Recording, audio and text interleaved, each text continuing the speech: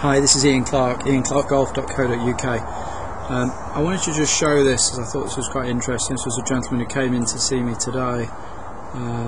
Just a little way of how he stopped his golf ball going to the right. As you're going to see in a second, the one on the right, my TrackMan gave us a face angle at impact that from memory was 11 degrees open to the path, and with a path that was 4 or 5 to the left. So face was chronically open to the path. Now when you look at this, it's the chap's first lesson, hasn't played much golf. Let's not throw spears at the poor guy. This was just something that he was struggling with.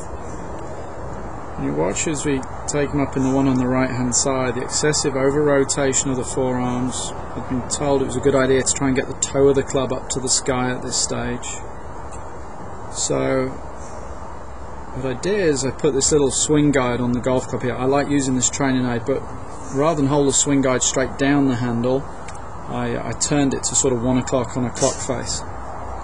And what I was trying to get my student here to feel was that as we started the swing, keep the club face looking at the golf ball. Yeah, I know it's going inside, I can see that. I'm trying to fix the club face. Remember, the guy could barely get the ball out of the room. So you'll notice the face looks a little more face down. The left wrist has less bend or extension in it, call it what you will. And as he got to the top of the swing, what I wanted him to feel was that the swing guide actually went to the watch face side of his left arm. We just run these up together. You can see already the difference in the logo on the glove. We talked about trying to point the logo. I have mirrors on the back wall. You can see the club face looks plainly different. So keep taking the one up on the right. Obviously the left wrist bends, the toe is pointing far too much down. And you can see what using the swing guide helped. I'm deliberately going to stop it here. This isn't unfortunately where his backswing finished, but I couldn't perform too many miracles in just 1 hour. But you can see the difference in the club face. Yeah, I know it's looking a little skyward. I know people are going to say that's really close, but difference with the left wrist, it's not so bent. I think he's got a better chance with the one on the left. I think there's a good chance he might actually carry on playing the game.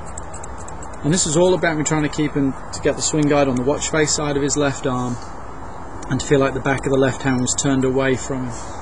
Now if you watch the one on the right, what I thought was really cool was when he then started down, he almost added more bend into the left wrist, really making the game interesting. We can now actually see the cavity on the back of the club face. I jokingly made a comment that I thought he'd be a really good bunker player, and he said, yeah, I am. So okay, well that's because you've got the club face wide open.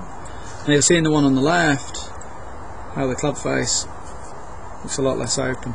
Fascinating as well how his swing path changed. I just put the bottle down there, so whatever you do, just don't smash the bottle. I didn't really talk much about path. I was more concerned about trying to stop that club face looking open of open. And again, the difference there was just trying to fix that left wrist. So the whole premise here was just not really using the swing guide in the way it was meant to be used, but it really helped him to get a sensation of what the club face was doing differently. Now, I know there's a ton of stuff you could do. This is a lifelong project, but look at the difference in where the club face is. He's going to hit some better shots than the one on the left, and there's more than a good chance he's going to come back and probably want to play golf for a little bit more. I hope this helps. Just a different way of trying to fix your club face and stopping that ball carting off to the right. Do let me know if you've got any comments.